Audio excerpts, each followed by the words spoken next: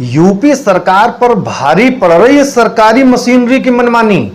आपने अक्सर प्रदेश के सत्तासीन नेताओं से जरूर सुना होगा कि उत्तर प्रदेश की योगी सरकार के नेतृत्व में प्रदेश तेजी से आगे बढ़ रहा है, अपराधों पर नियंत्रण है, अपराधी खौफजदा हैं। योगी के मंत्रियों के कामकाज की भी समीक्षा हो रही है, जिसके चलते प्रदेश की बदहाली दूर हो रही है।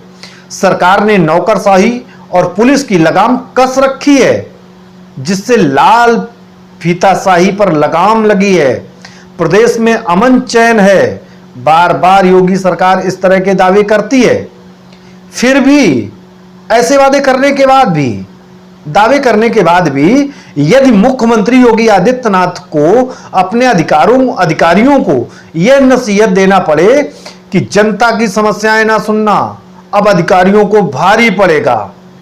नमस्कार, मैं उमेश द्विवेदी आप सभी के समक्ष फिर हाजिर हूं एक नए मुद्दे के साथ, एक नए वीडियो के साथ। वीडियो शुरू करने से पहले आप सभी लोग हमारे चैनल को सब्सक्राइब कर लें और लाइक करने के साथ साथ इस वीडियो को शेयर भी कर दिया करें। और वीडियो में दी गई जानकारी आपको कैसी लगी हमें कमेंट्स के माध्यम से जरूर बताइएगा। हम आपके सभी कमेंट्स को पढ़ते हैं। चैनल को सब्सक्राइब करने के लिए अपने मित्रों के साथ हमारे इस वीडियो के लिंक को, हमारे चैनल के लिंक को साझा कर दिया करिए, उनसे चर्चा किया करिए, हमारे वीडियो को आगे बढ़ाया करिए। आइए शुरू करते हैं आज के मुद्दे पर विस्तार से चर्चा। यदि प्रदेश में सब कुछ ठीक ठाक चल रहा है तो फिर मुख्यमंत्री को यह क्यों कहना पड़ रहा है? आपको बता दें कि मुख्यमंत्री योगी आदित्यनाथ ने गत दिनों अधिकारियों को सख्त निर्देश दिए कि आम लोगों की समस्याओं के निस्तारण पर पूरा जोर दिया जाए। ऐसे अधिकारी जो जनता की समस्याएं नहीं सुनेंगे और बेवजह उन्हें कार्यालयों के चक्कर लगवाएंगे तो उनके खिलाफ कठोर कार्रवाई की जाएगी। मुख्यमंत्री ने अधिकारियों को यह चेतावनी 5 कालिदास मार्ग स्थित अपने सरकारी आवास पर प्रदेश भर से आए लोगों की समस्याएं सुनते हुए दी और कहा कि जनता की समस्याओं का त्वरित निस्तारण किया जाए। ऐसे में यह समझना मुश्किल है कि प्रदेश के विकास की हकीकत क्या है। क्यों दूर दराज की जनता को अपनी समस्याओं के लिए मुख्यमंत्री की चौखट पर आना पड़ता है?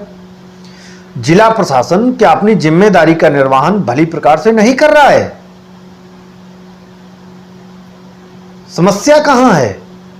खास बात यह है कि मुख्यमंत्री के दरबार में फरियाद लेकर आने वाली जनता की अपेक्षाएं इतनी बड़ी नहीं होती हैं जिनका निस्तारण मुश्किल हो। ज्यादातर लोग बिजली, पानी, खस्ताहाल सड़क ऐसी ही समस्याएं लेकर आते हैं। इसके अलावा थाने में रिपोर्ट नहीं लिखी जा रही है, पुलिस उत्पीड़न के मामले सामने आते हैं। यह वह समस्याएं हैं जिनका समाधान जिला स्तर पर हो जाना चाहिए। यदि ऐसा नहीं हो रहा है तो कहीं ना कहीं प्रदेश का प्रशासनिक ढांचा पूरी तरह से चरमराया हुआ है। यह जरूर समझा जा सकता है कि प्रशासनिक अमला किसी तरीके से कार्य में कुशलता नहीं ला पा रहा है। यह बात योगी भले ही ना मानते हो, लेकिन उनकी चिंताएं तो सामने आ ही रही हैं। इसीलिए तो योगी को यह कहना पड़ रहा है कि अधिकारी निर्धारित समय पर अपने कार्यालय पहुंचें और लंच में घर न जाएं, बल्कि ऑफिस में ही भोजन करें। विभिन्न विभागों से संबंधित जो भी समस्याएं लेकर लोग लखनऊ आ रहे हैं उन्हें जिला स्तर पर सुना जाए और उसका समय रहते ही निपटारा कराया जाए। सरकारी मशीनरी कितनी लचर है इसका ताजा उदाहरण गत दिनों तब देखने को मिला था जब केंद्रीय मंत्री और लखनऊ के मोहनलालगंज लोकसभा क्षेत्र के सांसद कौशल किशोर के कार्यक्रम में 12 बार बिजली कटी थी। बार बिजली कटने की बात सामने आने के बाद समाजवादी पार्टी ने योगी सरकार पर जुबानी हमला बोला था। मंत्री कौशल किशोर का कार्यक्रम लखनऊ में विधानसभा के सामने स्थित सहकारिता भवन सभागार में हो रहा था। इस सभागार में मंत्री का भाषण करीब 40 मिनट तक चला। इस पूरे भाषण के दौरान करीब 12 बार बिजली कटी। कितने बार? 40 मिनट में 12 बार बिजली कटी। भाषण के दौरान बार बार बिजली कटने से केंद्रीय मंत्री नाराज हो गए। भाषण के दौरान उन्होंने नाराजगी जताई थी। वहीं सपा ने ट्वीट कर लिखा था, मंत्री के कार्यक्रम में बिजली गुल, योगी सरकार की पोल गई खुल। बात समाजवादी पार्टी की ही नहीं है। केंद्रीय मंत्री कौशल किशोर ने स्वयं कहा था कि उनका फोन तक बिजली विभाग वाले नहीं उठाते हैं, तो आम जनता का क्या हाल होगा। बात मंत्री के कार्यक्रम में बार बार बिजली कटने से अलग स्तर पर की जाए तो इस समय प्रदेश में बिजली व्यवस्था का बुरा हाल है। नगर विकास और ऊर्जा विभाग के मंत्री ए.के. शर्मा बिजली की चरमराई व्यवस्था सुधारने में पूरी तरह से नाकाम साबित हो रहे हैं। ऐसे हालात काफी समय के बाद पैदा हुए हैं। यह सब तब हो रहा है जबकि मुख्यमंत्री योगी आदित्यनाथ ने लोगों की सहूलियत को ध्यान में रखते हुए सड़कों को गड्ढा मुक्त बनाने के लिए अफसरों को निर्देश दिए हैं, लेकिन जिम्मेदारों की लापरवाही इस कदर हावी रही कि बरसात गुजरते ही गड्ढों में सड़क ढूंढना मुश्किल हो गया है। हाईवे हो या शहर की सड़कें बदहाल हैं सभी। इनमें देहात क्षेत्र की सड़कों का और बुरा हाल है। फिर भी अधिकारी समस्या का समाधान नहीं कराते हैं। एक विभाग दूसरे विभाग के पाले में गेंद डाल जिम्मेदारी से पल्ला झाड़ लेता है। उत्तर प्रदेश में नगर निगम और लोक निर्माण विभाग दोनों की ही सड़कों का बुरा हाल है, जबकि सड़कों के निर्माण, मरम्मत और रखरखाव के लिए भारी भरकम रकम खर्च की जाती है, लेकिन सरकारी धन के बंटवारे में सड़कों का निर्माण और मरम्मत बेहद घटिया सामग्री से होता है, जिससे सड़कें महीने भर में ही उखड़ जाती हैं और कहीं कहीं तो पड़ते ही उखड़ने लगती हैं। लेकिन अफसर और निर्माण एजेंसियां सड़कों की तरफ मुड़कर नहीं देखते हैं, जिससे यात्रा करने वाले ऊबड़ खाबड़ रास्तों पर चलने के लिए मजबूर हैं। सड़क निर्माण के लिए दर्जन भर से ज्यादा विभाग बने हैं।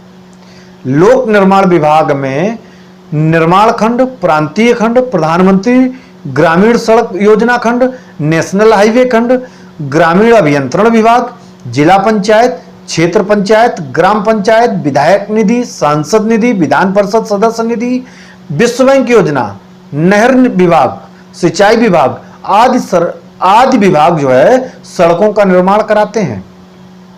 लेकिन सड़कों के निर्माण में पत्थर की गिट्टी के बजाय मिट्टी भरी जा रही है, जिससे सड़कें बनने के बाद तुरंत ही ध्वस्त हो जाती हैं। यह सब तब है जबकि मुख्यमंत्री से लेकर विभागीय मंत्री तक जिलों के आला अधिकारियों के साथ लगातार सर्वे कर रहे हैं, लेकिन अधिकारी सरकार को कैसे गुमराह कर रहे हैं, इसकी मिसाल बीते अक्टूबर माह में तब दिखाई दी जब पीडब्ल्यूडी मंत्री जितिन प्रसाद लखनऊ के नेशनल कॉलेज के सामने बनी राणा प्रताप मार्ग की सड़क को देखने पहुंचे। इसे एक सप्ताह पहले ही बनाया गया था और सिर्फ फिनिशिंग टच देना बाकी था। यहां इंजीनियरों ने जो जगह दिखाई, मंत्री ने उसकी जगह दूसरे स्थान पर सड़क की खुदाई करा दी। मंत्री की जांच में 2 करोड़ रुपए से तैयार सड़क की गुणवत्ता काफी खराब मिली थी। यह तो एक चुनिंदा उदाहरण है, ऐसे अनेकानेक उदाहरण पड़े हैं। इसी प्रकार उत्तर प्रदेश पुलिस भी अपना पुराना रवैया बदलने को तैयार नहीं है। पुलिस के लिए योगी सरकार का वह फरमान सोने पर सुहागा साबित हो रहा है, जिसमें योगी ने अपने जनप्रतिनिधियों को हिदायत दे रखी है कि कोई भी पार्टी या सरकार का नुमाइंदा किसी केस में पैरवी करने के लिए थाने नहीं जाएगा। इसके चलते पुलिस की मनमानी बढ़ गई। यदि बीजेपी या सत्ता पक्ष का कोई नेता किसी मामले में थाने पहुंच जाता है तो पुलिस नेताजी को योगी का फरमान सुनाकर उसकी बोलती बंद कर देती है। इसके चलते कई निर्दोषों को इंसाफ भी नहीं मिल पाता है।